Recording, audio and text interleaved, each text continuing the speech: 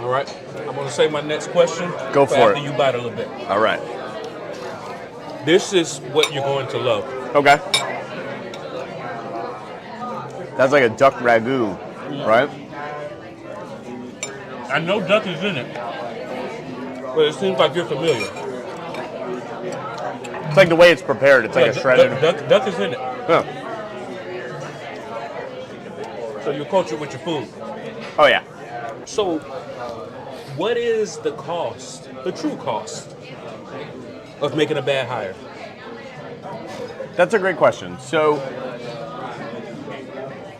there's direct costs and indirect costs, right? So direct costs are what is the money that comes out of my pocket from screwing this up, call it, or from this not working out, and what are some of the other things that you need to consider that I would call a cost. So first of all,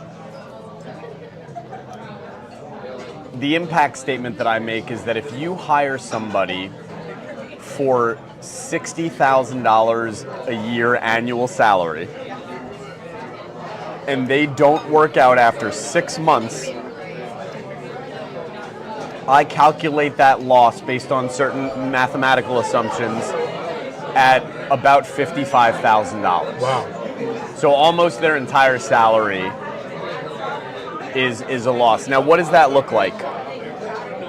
First of all is ramp-up time. When you hire somebody, they typically are not at full speed their first day on the job, right? Mm-hmm. So some businesses or some roles have long ramp-up time where somebody might not be at 100% for 6 months or a year or 2 years. Mm-hmm. And sometimes it's maybe a few weeks if you're lucky, or 3 months or something like that.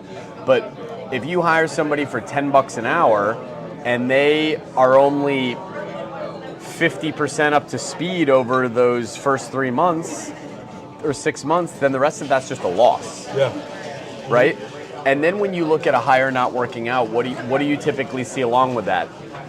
Management is spending time supporting that person instead of working on other strategic goals. Mm-hmm. That's payroll that's going to the wrong place. Mm-hmm. Other members of your team are, instead of doing their work, are either picking up the slack or answering questions or helping somebody get up to speed, which is dozens and dozens of hours of their time that instead of spent moving the business forward, it's spent helping a drowning employee.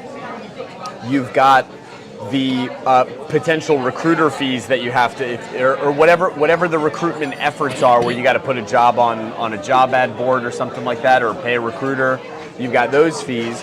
You've got the time that job is vacant if that person doesn't work out, to the time that you have to rehire somebody else and have a reset where now you're bringing on another new hire at zero.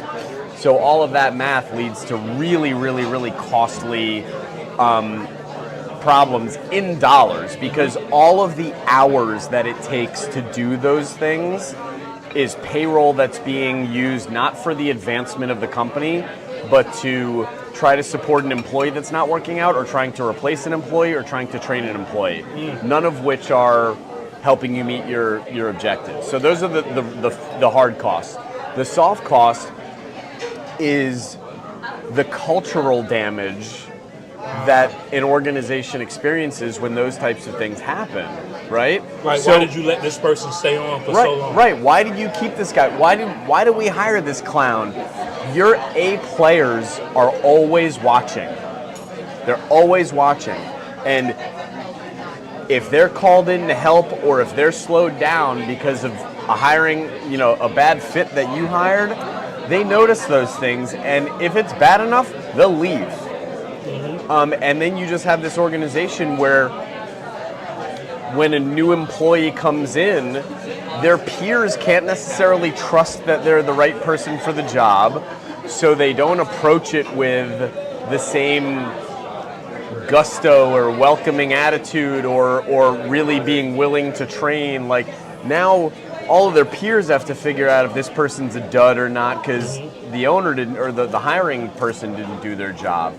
And those things, while you can't necessarily monetize what that looks like, they affect the culture of an organization. So if you've got two organizations side by side and one of them has bad hiring practices and high turnover, and the staff is not excited about anybody new, and there's all sorts of drag that's created when somebody doesn't work out, and then you've got another organization where they really got it right, and when somebody comes in, everybody that works there has a lot more trust that the managers or owners chose the right person instead of hiring somebody that just like blew smoke up the boss's you-know-what in an interview. It changes the way that organization functions at a fundamental level. Got it. So, correct me if I'm wrong, but I imagine it's impossible to have zero turnover. It is. Okay, so